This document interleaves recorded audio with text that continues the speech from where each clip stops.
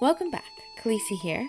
This is week 2 of spring year 1 of our Coral Island 1.0 release playthrough.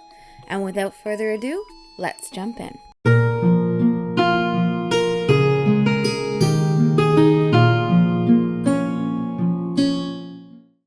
Before we wake on day 8, there is a rumble and a broken log bridge is fixed by colorful magic. Once we wake up, we head outside to find 3 letters. The first is from an experienced farmer named Jeff Smith. He sends us praise for our work so far and some fertilizer. Then we get a letter from Ling, the head of the Starlit Laboratory, asking for a diving candidate. And finally, the most mysterious of all, a strange letter from someone called Chieftain, telling us the path to his home is now open and asking us to come visit him. As usual, we harvest our crops. Today we have carrots, lettuce, and turnips. We water everything as we plan for a busy day. Then we follow the path of swirling petals Chieftain has laid out for us, though I get ahead of them because I know where they are going. We cross the bridge and look around in awe. Chieftain appears before us and explains we have been chosen by the goddess to help restore the island. He tells us we need to perform a ritual to read the language of his people in order to help. He tells us to close our eyes and he performs a ceremony. A bright flash of light fills the screen. Then Chieftain tells us we now have the power of nature and must speak to the goddess at the lake temple. Back at the farm, I gather what I believe to be the first few donation items for the lake temple in an effort to save time. Then I make my way to the lake in the northeast corner of the map. The lake temple looms before me and I make my way up the steps towards the swirling petals. They call my name before transporting me lower on the temple and showing me where to donate my items in order to restore the temple and the island itself. I head to one of the altars and open the spring Sysagen bundle, donating my carrot and turnip immediately and noting the morel, wasabi, and daisy that are still required. I return quickly with the items needed and complete the bundle, earning sugarcane seeds as a reward. I check the other bundle I might be able to work on now and decide what to bring when I come next. The swirling petals call out to me again, congratulating me on completing the first bundle. They form a pedestal in order to give me my reward. They give me a potion to drink, which gives me the goddess blessing, allowing me to use teleportation shrines, though each has its own requirement to unlock. I use the teleportation shrine to return to my farm, the only 2 shrines unlocked so far. I plant the sugarcane seeds right away, happy to have a new crop. Next, I head down to speak to Ling in order to start diving, something I love. She reminisces about the ocean before asking if we are here to dive. She explains what she needs us to do while down there and wishes us good luck before giving us the diving suit. I immediately dive in, despite how late in the day it is. I get to work right away, clearing the trash to uncover the switches for Ling's technology. I keep my eye out for creatures to collect and catch as well, though I know I can't take much due to my small inventory. I do make sure to take the bronze kelp and the coffers, as they will be very useful. Eventually I do uncover one of the switches. I quickly activate it, then clear a path for the light, though it doesn't need to go far for this first one. I watch as the machine rises from the ocean floor and activates, sending out a pulse that clears the oily patches and roots from the area. I do manage to find one more switch, this time having to spend a bit more time clearing a path. That cleans my second coral site, more than I thought I'd get in the time I had left in the day. I set my anchor near this next spot and head home for the night. To end day 8, I made 323 gold from my crops and some mushrooms, about average. On day 9, we wake up to Surya outside our door. He has heard we've been diving and asks us how we liked it. I tell him I loved it. He's happy to hear that and tells us a bit about kelp. He tells us we can use them to upgrade our seeds and fodder at the lab. He tells us about extracting the kelp and gives us the blueprint for the extractor, letting us know how to use it. We also have a letter letting us know about the Cherry Blossom Festival, which is tomorrow. We then discover we will need at least one more diving trip before we can build the extractor, for both bronze kelp and scrap. After taking care of my crops and running some errands, I decide to upgrade my bag, tired of being so limited on space. Using the recently unlocked teleport, we then head to the pier to go diving. We clear one coral site, but exhaust myself trying to clear another. I am brought to the surface, unsure if I have cleared the site or not. I head home, barely able to move, and call it a night. I do manage to level up farming, unlocking the first sprinklers and the compost bin. I also level up diving, unlocking the all-important scuba snack. I make 363 gold, once again from crops and mushrooms, but also a few bugs this time. Day 10 is the Cherry Blossom Festival. It includes a big potluck, sack races, and more. I start by talking to everyone. Festivals are a great time to boost friendship. Next, I compete in the sack races.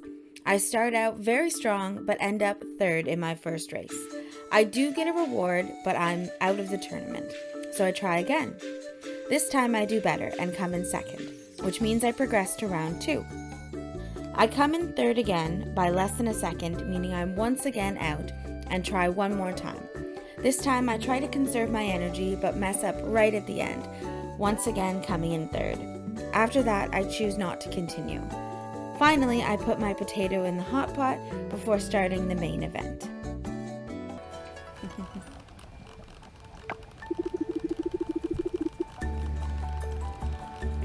And for the main event, soup is now ready.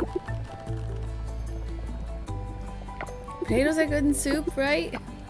I know it's not high quality, but it's all I got, okay?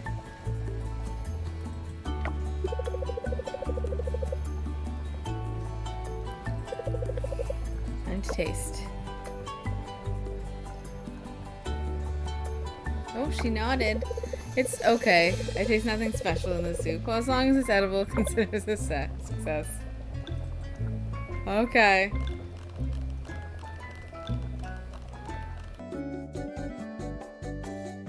After the disappointment of my potato making the soup only okay, I arrive back at home. With the hour being late, I head to bed, ending the day of our first Cherry Blossom Festival.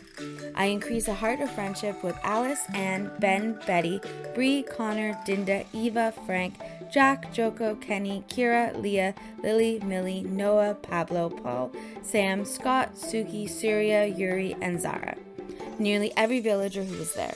I only made 185 gold overnight from a mushroom and some bugs. The first thing we do when we wake up on day 11 is check our mail.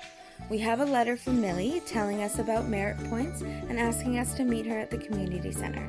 A quest also pops up telling us to meet Sam at the general store. We kill time until 9 a.m. when we can meet Sam. He asks us how the farm is going and then explains that it is costing him a lot to import food for the town. He says everything we ship at night flies right off the shelves and he can't keep it in stock, and asks us to sell him as many high-quality fruits and veggies as we can. We agree to do so.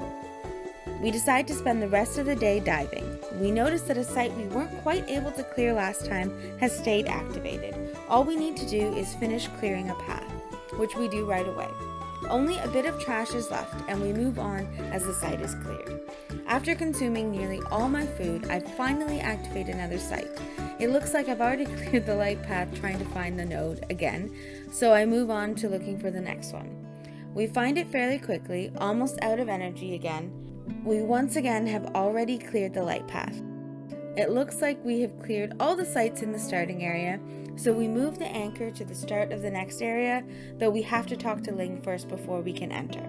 So we head home for the night. And that ends day 11. We earned 663 gold for crops, mushrooms, sea critters, and bugs. On day 12, I kill time until I can talk to Ling. After taking care of the crops, we head to the blacksmith to open some coffers. We donate the 2 artifacts we get to the museum, bringing us up to 35 donations. Then, for some reason, instead of talking to Ling, I go fishing. I catch a koi and a red snapper. Then at another spot, I catch a barramundi, and at another spot, a black phantom ghostfish.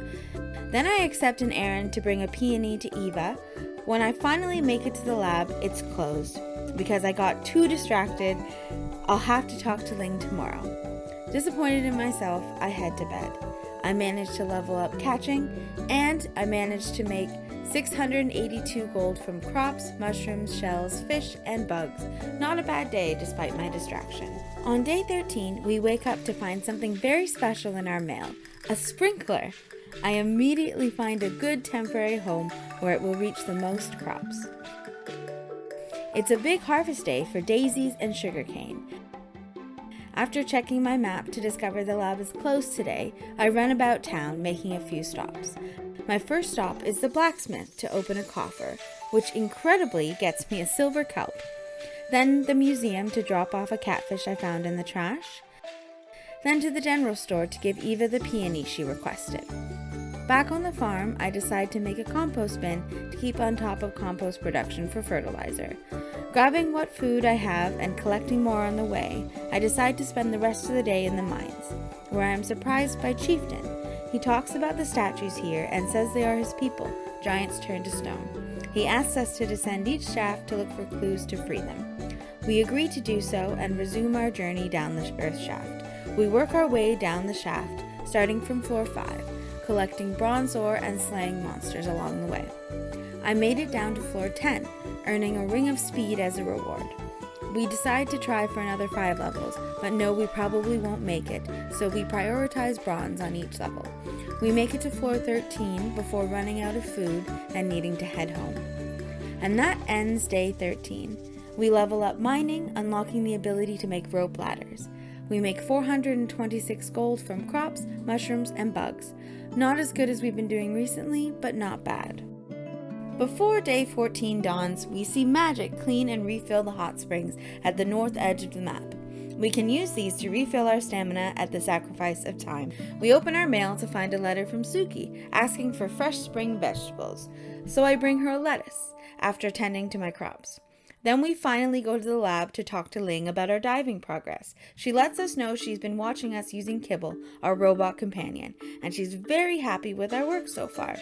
She explains her work in a bit more detail, talking about her theories and motivation to clean the ocean. She almost slips up in calling the technology merfolk in origin. I wonder why she's being so secretive.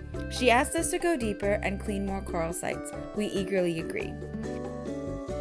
I then upgrade my seed quality at the lab using the bronze kelp I turned into essence, and all my money. I then go diving for the rest of the day. I activate my first node fairly quickly, then spend some time clearing a path for the light. It doesn't take too much time, and that's another site clear. After what seems like ages, I finally activate another node. The light path for this one still requires a bit of clearing, but we finally clean the site and head off to try for another one. We forget that we get automatically pulled out at 2200 hours and forget to set a new anchor point. And that ends day 14, our second week over. We level up diving, unlocking the ability to make recycling machines. We make 659 gold from crops and sea critters, enough to buy some more seeds tomorrow. There we go, another week done. I hope you are enjoying the series. I have streamed up until midsummer, so I have plenty of footage for more videos. I will do my best to have a consistent upload schedule, but I make no promises, as my 10-month-old takes up most of my time. As always, like, subscribe, and have a great day. Bye!